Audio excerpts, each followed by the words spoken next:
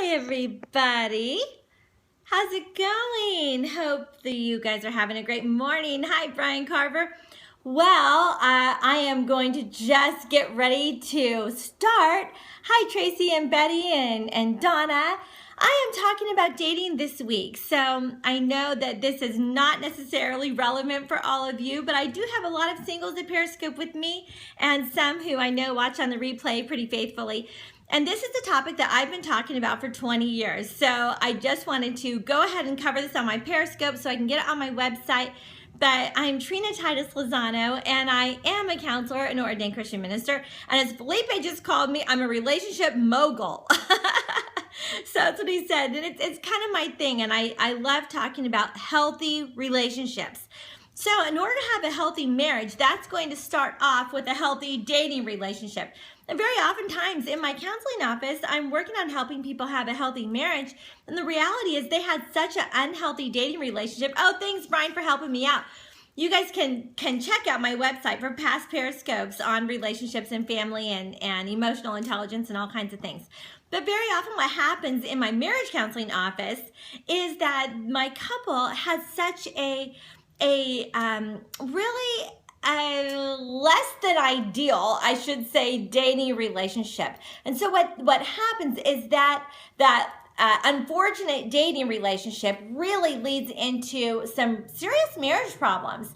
And marriage does not solve the problems, but it sort of enhances them quite often. And so things that really should have been addressed and really dealt with in the dating relationship have got to be dealt with at this time before you even decide if this person is going to be your life partner.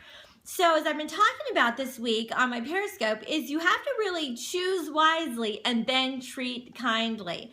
Can having another kid help out? Oh, no. In fact, that makes it even more difficult. Blended families create a whole nother set of circumstances. Don't underestimate the complexity of a blended family, the complexity of a second marriage. Hi, Isabella. Nina loves you so much. Thanks for watching on my Periscope today. So specifically today, I'm going to talk about the second wise choice of having a healthy dating relationship. The first wise choice is to choose your own identity. Choose the kind of life partner you want to be so that you are very solid on your own personal identity, on your own personal self-esteem and self-worth before you commit to a relationship. Then, choice number 2 is choose wisely who you're going to invest your time into and who you're going to invest yourself, because this choice is yours. This is what you have the power over. You have the power to choose. I'm not single. I've been married for 32 and a half years, and so I've really got a lot of personal experience, and I have 4 kids, but 3 are married, and now I have 10 grandkids. So, but I love counseling and helping people have healthy relationships.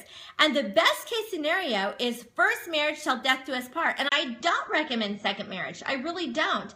And if in case a second marriage is a necessity and all of the life circumstances lend to where it's going to really be in the best interest of everyone involved, then I can be supportive of that. But it certainly is something that you just have to consider very much before taking that risk. So first and foremost, talking to dating couples, if you've never been married before and you have no children, which is the best case scenario. So purity until marriage is the best case scenario. Have no children and going into a well thought out, well planned out dating relationship that's going to carry you on into a marriage that will be a one-time only till death do us part sort of marriage. That is in your best interest. That is absolutely, most certainly in your best interest to be able to share your life and to have a life partner once and for all. One person to have a family with, one person to share your life with. Now, you've got to choose very wisely, of course, and then treat kindly. When you're making this choice, consider the fact that you you don't know the future. So the future is uncertain for sure, but certain things are certain. And if someone has got very bad behavior patterns during your dating relationship, you can pretty much be certain those behavior patterns are going to continue to be problematic during the marriage. And then of course, after there's more stresses of marriage, like after you have children and financial stresses and all that, whatever stresses life might bring. So you want to really pay attention to these things. So when you're looking for qualities in the person that you'd like to spend the rest of your life with, you want to look for someone who's honest, someone who's respectful, someone who has a very high EQ, so they are very emotionally intelligent, which means that they are very self-aware. They know their own strengths and their own weaknesses. They know what they're good at. They know where they struggle. They know themselves very well. They're very self-aware. If they have issues, they are doing their best to self-manage those issues to be the best that they can be personally. And that kind of a person is going to make the best life partner for you. So be sure that this is a person who is very honest, very respectful, has a healthy self-esteem and a healthy self-awareness so that they can give and receive love well, understanding their own personal value. So you want to be with someone who's got a really healthy self-esteem, which is not the same as pride. Someone who's got a lot of pride and a lot of ego. Hey, Krista, good to see you joining me. Someone who has a lot of pride and a lot of ego is not going to make a good life partner because they're going to tend to be very self-centered and also actually insecure. You know what? It's very important to consider the fact that you need to carry purity into your marriage. So as you guys love each other, everything that happens on an intimate level, which I know I've got my grandkids watching, so I got to be careful, but everything that happens on an intimate level is purely an extension of an emotional connection. Because in the Greek, in the Greek language, love is not just one word, okay? In the Greek language, what we have is we have agape love, which is God's love for us, and then as an extension of knowing his love for us, we share that with other people. So agape love is the kind of love that believes all things, hopes all things, endures all things, that can carry you through anything that life takes you through until death do us part. That's agape love. It's the agape love is that love that you choose to have through your commitment and through this self-sacrifice, knowing that as I give my love to you and as I sacrifice for you, then I'm going to get that same love back. So it's a sacrificial love, but it comes out of a serving and willing heart. So it doesn't really feel like a sacrifice in a hard way. It just feels like a pleasure. It's like the sacrifice of spending a hot day in the sun, planting seeds and digging through the dirt and preparing soil. It's like it's a sacrifice to do that, but it's worth it because you're going to have a beautiful garden in the end. So everybody wants to have this beautiful flower garden, but they aren't necessarily willing to really go to the work and do the effort of planting those seeds. It feels sacrificial, and it is, but it's so beautiful because then those seeds are going to flourish into a great marriage relationship. So you want to be with someone, you want to choose someone that understands the sacrificial aspect of love. If they're very self-centered and very egotistical, even if there's any narcissistic behaviors, like the world revolves around me kind of thing, or it's all about what they're going to get or they give to get, this is a person that's going to be problematic in your relationship and in your marriage ultimately, because love can never be selfish. It's always got to be giving, not receiving. Right, Krista? And I know you know that, girl. So somebody who might have narcissistic behaviors, this is going to be in fact, if you're single, be sure to Google narcissism. Google the signs of an abuser so that you are very educated and well aware of these signs. Because if you have someone that is just lavishing you with gifts, really, if they're giving to get something, that narcissism is probably there somewhere, right? Thanks, Brian, for spelling that out for people. Look that up. If someone is controlling, very controlling, whether they're controlling through gift giving, they're controlling like they want all of your time, they want your schedule, they want your life, they want to isolate you from other people. This is going to be problematic. These are what we call red flags, and it's going to be impossible to have a healthy relationship with this type of a person, long term especially. If there's a person that is very defensive, that is very argumentative, these are also red flags. This is not going to be a person that you're going to be able to have a close, intimate, good relationship. Guilt, yes, someone who carries guilt or false guilt or shame, or blames you for something or guilts you for things or tries to make you feel guilty.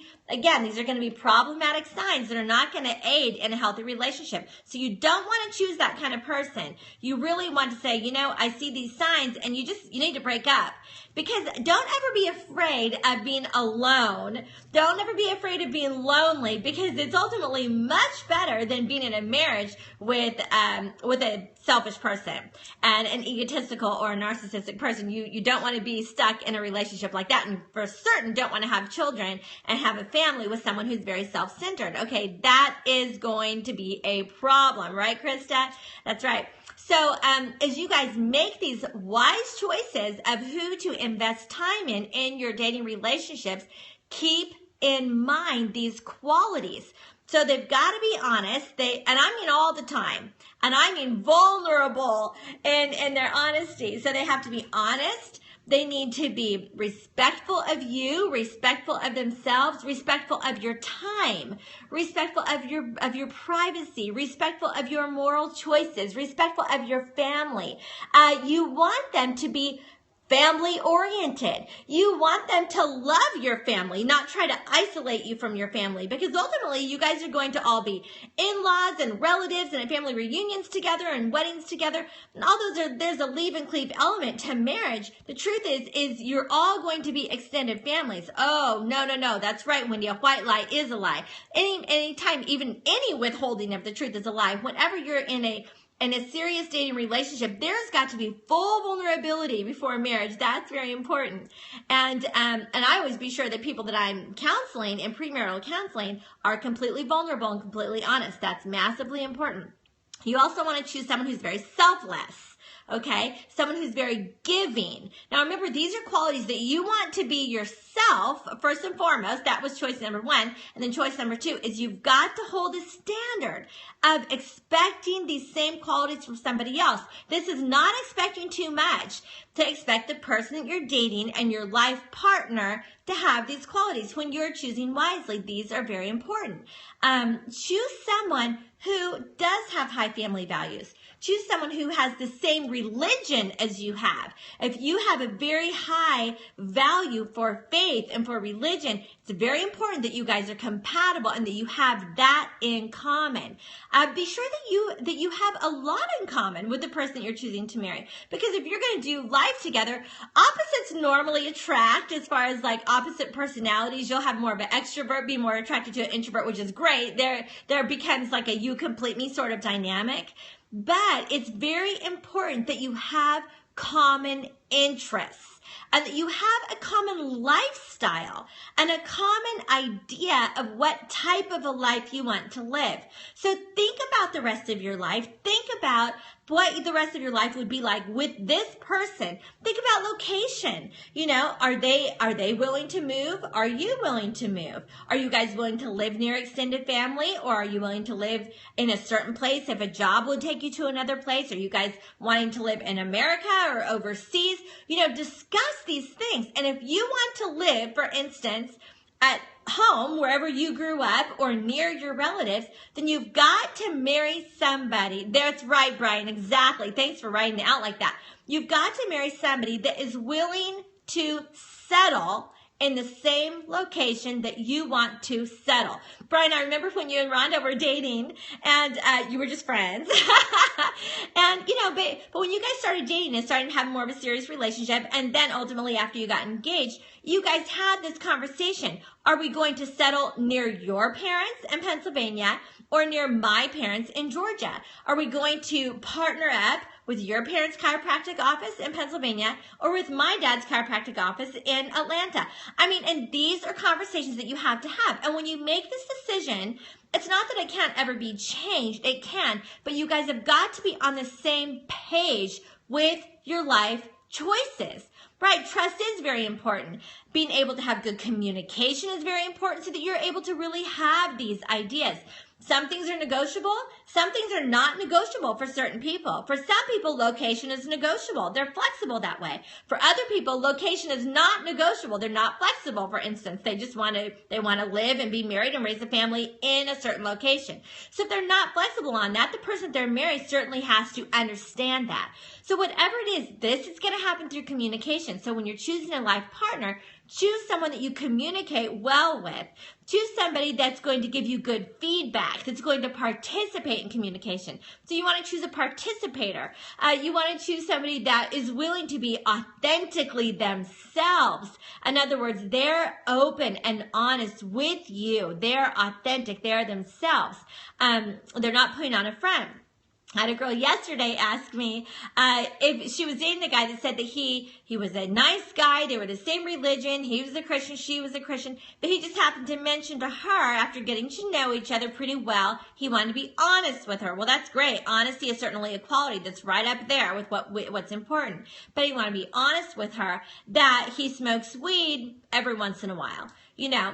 And so, you know, I just told her, you know, if that's going to be his standard of living, but you don't want to ultimately be with a guy that thinks that it's okay to smoke weed every once in a while, even if it's illegal, even if, whatever, then you guys are not going to be a match if you're not on the same page with that. I mean, if you guys just want to sit around and be high for the rest of your lives, okay.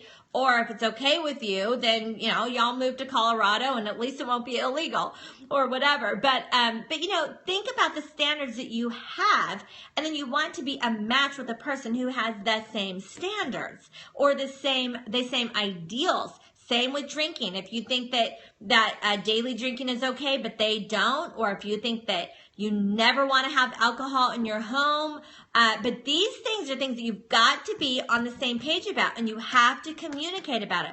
What are going to be our life standards in regards to drugs and alcohol?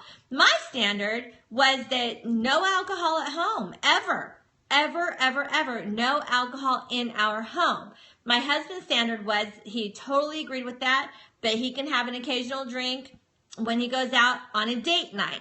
Okay? And for me, I'm like, okay, I'm good with that. So see, then we have that in common. And then we set a household understanding that this is what we have in common. Other marriages have different standards, and that's for their marriage. But whenever you're dating someone and you're intending to, with a future in view, like we said yesterday, so you're dating for something to do initially, and then you're dating because it's you. In other words, you're really particularly interested in that person. Then you're dating with the future in view. Well, when you're dating with the future in view, you've got to be sure to have these common standards of living. See, for me, I have a standard of, and my husband does too, no getting high ever at any time, because you never know.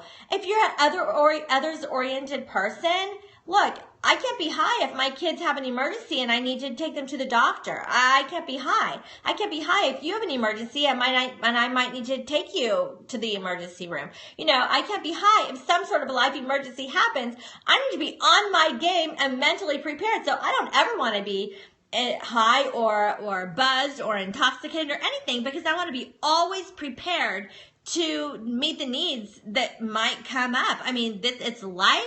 I feel like a responsible mother and wife and person and neighbor and citizen. I want to be always, that's right, Wendy, I want to always be prepared in season and out of season. So I've got to always be at the top of my mental game. I mean, sometimes clients need me, family needs me, neighbors need me. I don't ever want to put myself in a position of not being readily available. That's right, prepared in season and out of season, because you just never know. So I am not okay with ever risking that type of behavior. So if I was single, I would have that same standard for the person that I'm marrying. So we've got to have that same standard together. And that is just another thing that you have in common. These are things that you won't know unless you talk about it. So if your standard is different than theirs, then that's got to be a deal breaker. You've got to be willing to say, you know what? We're not a match, and that's okay. But you guys, the dating process is specifically for the purpose of getting to know if you're a match. And if you're not a match and things don't line up, it's okay. You're just not a match, and you just have to move on. Because the worst case scenario is if you marry someone that you're not a match with. I have people that come to me for marriage counseling trying to work things out once they have, 1, 2, 3, 4, 5, 6 kids, 7 kids, and they're not a match. And it's like, why did you choose each other if you weren't a match? Well, I thought things would get better. I thought they would change. And this is what I'm talking about for those of you who are not married yet. Don't make that mistake. It becomes very problematic in the future. And then you end up having a lot of heartache, broken homes, broken relationships, things that you do not want.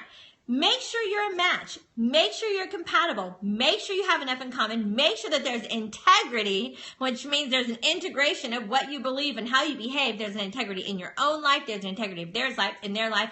I love Psalm 119. David, he goes over and over and over in this psalm, which it is a beautiful thing. And he just says over and over again, I love keeping the commandments of the Lord. My heart is overwhelmed to keep these commandments. And I was reading this today in my Bible. And I've been reading this chapter lately because it's fascinating to me how David just gets at this point in his life where he says, God, honoring your commandments brings me peace, brings me joy, brings me contentment. I love honoring your commandments. And when we seek to really honor the commandments of the Lord, and I don't know if you're a Christian or not, if you're a believer or unbeliever, but I'm telling you, you ought to get out a Bible because it really has some great words of wisdom. And Psalms and Proverbs are incredible books to really read and to understand. And so I love the fact that he just says, I love keeping your commands. I'm overwhelmed by the joy of keeping your commands. So as we really take to heart these things that are really the heart of God when he made the 10 commandments, of being honest and being pure and being upright and keeping God our number one priority and not letting idolatry. So very often relationships can become an idol, even family relationships, but marriage relationships or dating relationships, it's like they become an idol and they actually become more important than even honoring God in your own life. That is very, again, problematic. That will be problematic because you need that foundation of God in your life to help you understand the element of agape love. Because God is love and he's the one that teaches you about love and produces love. So these are very important things. And if that is your solid belief, you've got to date someone who also has that same solid belief. And I mean not a compromising person, a person like David said that loves the commandments of the Lord because they appreciate the fact that those commandments are not meant to be a hardship. They're like a guardrail. They're a safety for your life. So you want to keep the commandments. And you're going to want to marry someone eventually and date someone that will also want to honor God by keeping his commandments. So these are a few more things to think about as you are choosing the qualities of the person that you would like to spend the rest of your life with. Now, you also want to be sure that you have a good time, that you guys have fun together, that they are funny, that you are funny. You do want to make sure that you guys have that chemistry, so to speak, and just where it's a comfortable, good friendship relationship, because that is a very important element of a marriage. I love the fact that the Greek really breaks down love into agape, God's love, which is unconditional, and phileo, that friendship love, okay? The eros, that chemistry sort of erotic love, and the storge, which is the love that is a family love between parents and children, and when you can just build a family together and have generation after generation after generation, that produces that natural affection for that storge love. And these elements all together is what really creates such a unity in a marriage relationship. But in order to have that kind of a marriage relationship, you've got to be sure that you have that future in view as you are making your choices now. Now remember, you get to choose who you're with. So make a wise choice.